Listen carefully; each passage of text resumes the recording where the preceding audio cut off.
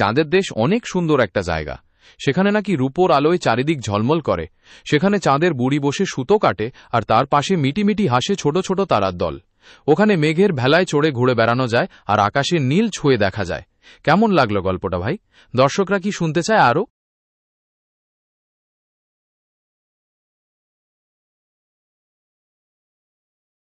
ঠিক আছে ভাই, তবে দর্শক যখন আরও শুনতে চায় তাহলে শোনো।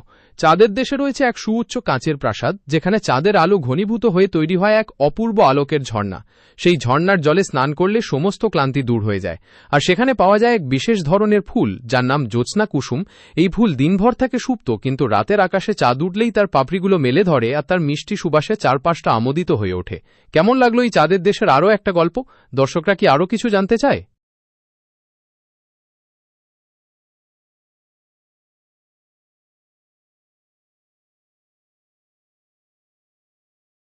ভাই, আমি আপনাদের সামনে জিহাদি হাসান ভাইয়ের অনেক প্রশংসা করতে চাই। উনি খুব সৃজনশীল।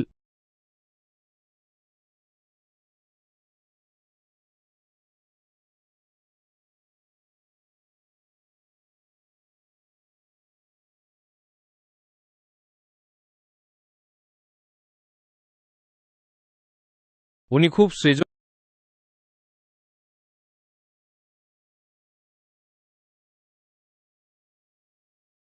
আমি আপনাদের সামনে জিহাদি হাসান ভাইয়ের অনেক প্রশংসা করতে চাই।